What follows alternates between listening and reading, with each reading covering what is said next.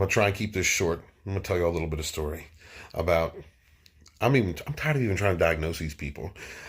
This woman that I was with, narcissistic borderline, narcissistic sociopath. I'm tired of even. I don't even care at this point. She's toxic.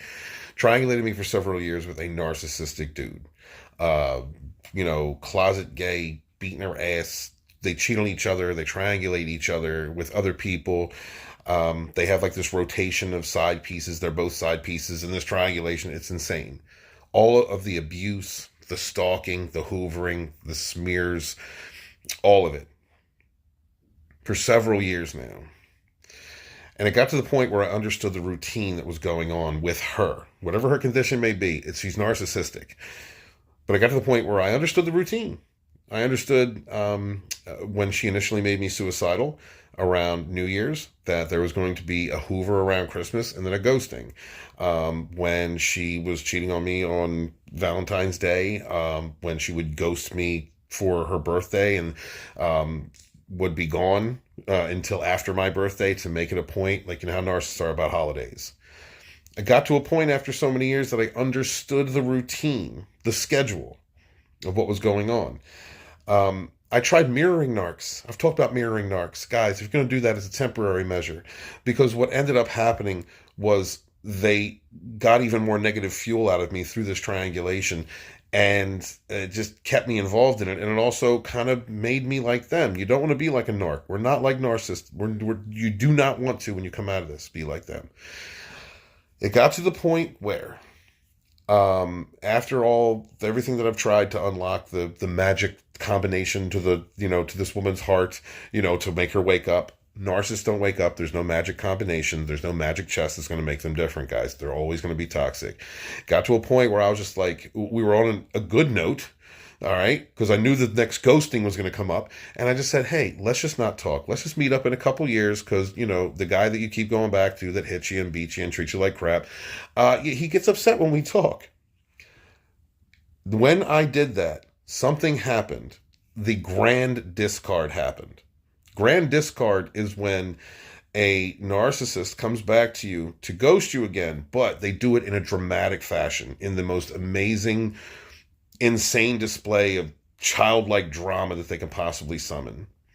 The way that she did it was to come to my house, wanted to live stream from my studio, from my narc abuse studio, the Dragonstorm studio, crying, talking about, I miss my mom, wish my mom was here, going through childhood traumas over and over again in her head. Right? The woman's perpetually 15. She went through a lot of trauma in her youth that involved stuff, exposure to sex when you're too young, abuse from her dad, which is why she chased this narcissist. It's why she's predisposed to going back to this narcissist. And she literally did it in a way where she was streaming and talking about me and saying she was coming here to get him to come here, which he did. This narcissist shows up. She goes outside because I said, you brought this here. You go deal with it. And he beat her ass in the middle of my street, slapped her, man-hit her, put her down, right? And then sped off while this woman was saying, I love you, as this dude sped off. Came back in, welts on her face. I'm like, that's love to you? He came back. He talked shit. I kicked his ass.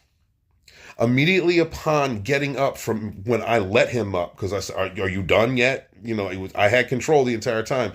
When I let this narcissist back up off his feet, the first thing he did was point the finger at my youngest son who was standing there and say, he sucker punched me. Immediately warped worldview. From that point forward, she changed.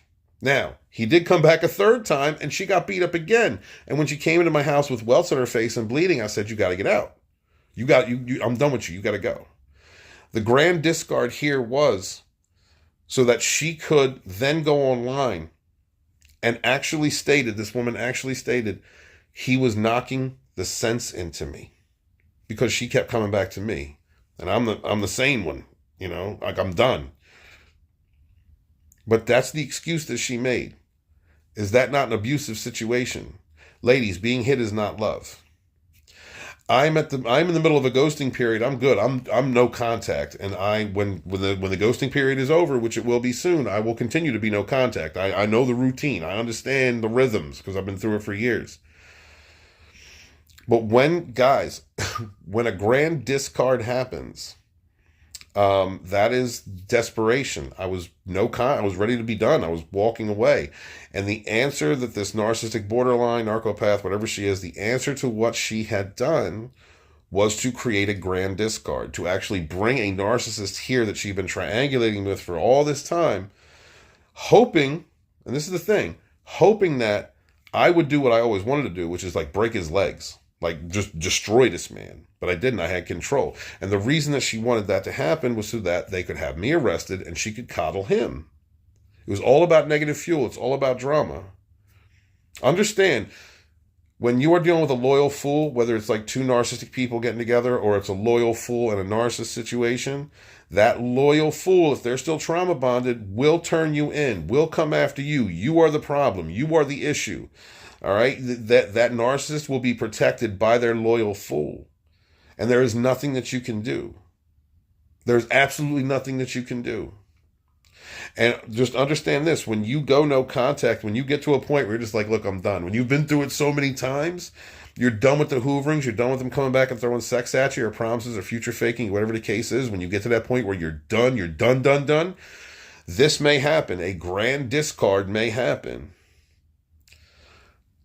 And also, it's all about these narcissists live in perpetual childhood trauma, recreating childhood trauma over and over and over again. They're never wrong about anything. They project all of their ills upon you. Doesn't matter how good you are, how well you treated them, who you are to them, doesn't matter. There is no magical combination.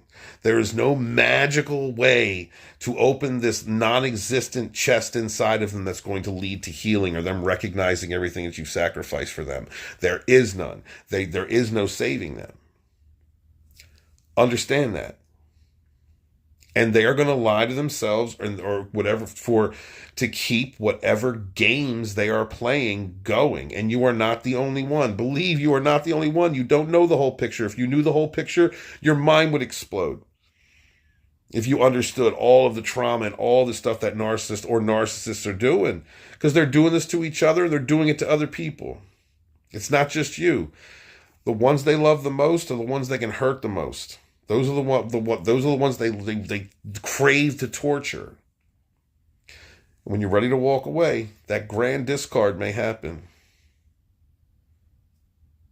Take that ghosting time, take that as time to build up your boundaries and say no more and never talk to them again. That narcissist is your kryptonite. When you talk to them, you expose yourself to that kryptonite. Never let them back in your life. They are dirt, garbage, people trading STDs. Them narcs trading gonorrhea with one another. They're going to get AIDS one day and die.